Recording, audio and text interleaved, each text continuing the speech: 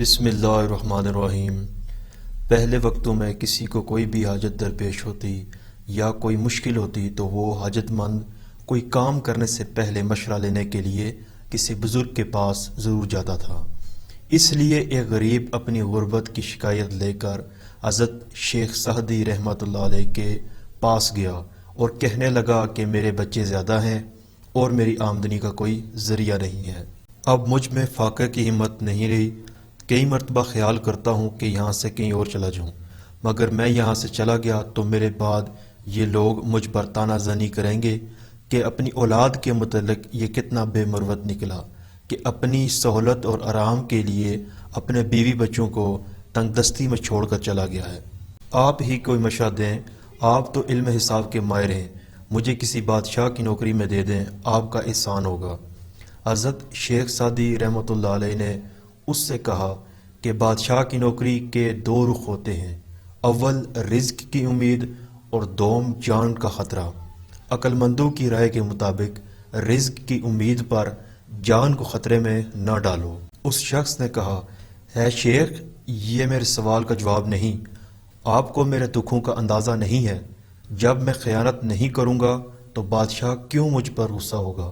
تو حضرت شیخ سعدی رحمۃ اللہ علیہ نے اسے ایک لومڑی کا قصہ بیان کیا کہ ایک لومڑی کو بھاگتے دیکھ کر لوگوں نے پوچھا کہ تجھے کیا مصیبت آن پڑی ہے کہ تو اتنا دوڑ رہی ہے؟ تو اس نے کہا، میں نے سنا ہے کہ شیر کو بگار میں پکڑ رہے ہیں۔ لوگوں نے کہا کہ تیری شیر سے کیا نسبت؟ لومڑی نے کہا کہ چپ رہو، اگر حاسدوں نے دشمنی کہہ دیا کہ یہ شیر کا بچہ ہے تو پھر میرا کیا بنے گا اور مجھے کون چھڑائے گا؟ اے دوست، بے شک تو دیانتداری کے ساتھ کام کرے، مگر ان حاسدوں کا کیا جو بادشاہ کے سامنے تیری جھوٹی شکایت کریں گے؟ تیرے حق میں کوئی بولنے والا نہ ہوگا، لہٰذا تیرے لیے بہتر ہے کہ تو روکھی سوکھی کھا کر گزارا کر، بادشاہ کی ملازمت کا خیال دل سے نکال۔ شیخ سعدی رحمۃ اللہ علیہ کی باتیں سن کر وہ شخص غصے میں آ گیا، چنانچہ شیخ سعدی رحمۃ اللہ علیہ نے اس کو بادشاہ کی نوکری میں دے دیا۔ وہ غریب کچھ عرصے میں اپنی محنت اور قابلیت کی بدولت ترقی کرتا ہوا ایک بڑا افسر بن گیا، اور پھر ایک وقت ایسا آیا کہ وہ بادشاہ کے خاص مقرب بندوں میں شامل ہو گیا۔ پھر کچھ عرصے بعد شیخ سعدی رحمۃ اللہ علیہ کچھ دوستوں کے ہمراہ حج کے لیے چلے گئے۔ جب حج کی سعادت سے واپس لوٹے تو وہی شخص پھر پھٹے پرانے کپڑوں میں تھا۔ اس کی یہ حالت دیکھی تو شیخ نے حیرت کا اظہار کیا اور پوچھا کہ یہ ساتھ یہ کیا ہوا ہے؟ تو اس نے کہا کہ آپ کا کہا سچ ثابت ہوا، میرے حاسدوں نے مجھ پر خیانت کا الزام لگایا اور بادشاہ نے صحیح معنوں میں تفتیش نہیں کروائی۔ میرے تمام رفقا اور درینہ ساتھی سب سچ بولنے سے ڈرتے تھے، لہٰذا خاموش رہے، تمام پرانے تعلقات کو نظر انداز کر دیا۔ لوگ بڑے آدمی کی تعریف کے لیے سینے پر ہاتھ باندھتے ہیں، اگر زمانہ اس بڑے آدمی کو گرا دے تو یہی لوگ اسے پاؤں تلے روند ڈالتے ہیں۔